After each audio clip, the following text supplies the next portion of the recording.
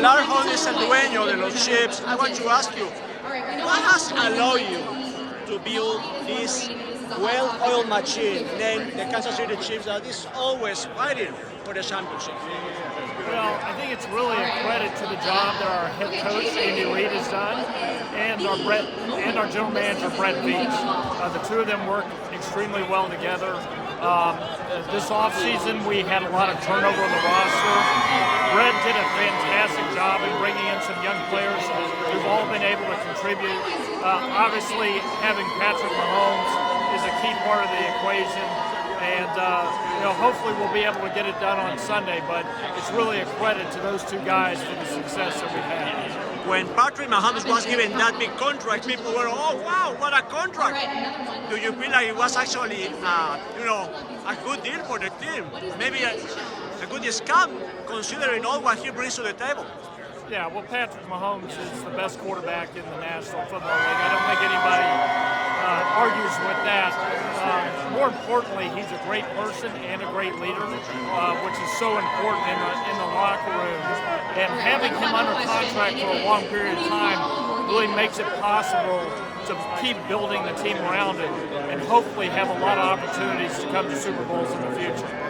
Finally, your dad was the creator of the Super Bowl name for this big game that people love. How that happened? What do you remember of those days, and what do you know about that story? Back in 1966, when the American Football League and the National Football League were merging, my dad was in a meeting with some of the other owners, and they were talking about this new championship game that they would have at the end of the season. And one of the owners asked him, are you talking about that game, or are you talking about the conference championship games? And my dad said, the last game, the final game, the Super Bowl. He just threw it out there, and everybody stopped and looked at it because they had never heard it. And then they went back to their business.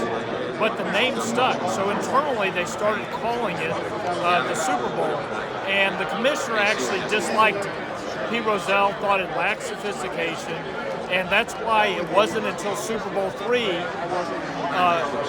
until they adopted the term Super Bowl. The first two games were the AFL-NFL World Championship game, which is an awful name for a championship game. So it was adopted in the third Super Bowl because the fans and the media had picked up on it.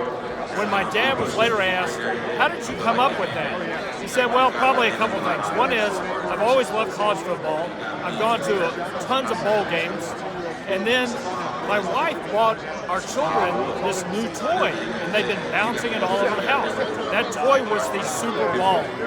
And so my siblings and I had those toys, and then we were bouncing around, and my dad just took Super, paired it with Bowl, and that's how we got Super Bowl. Your toy gave the Super Bowl its name, your toy.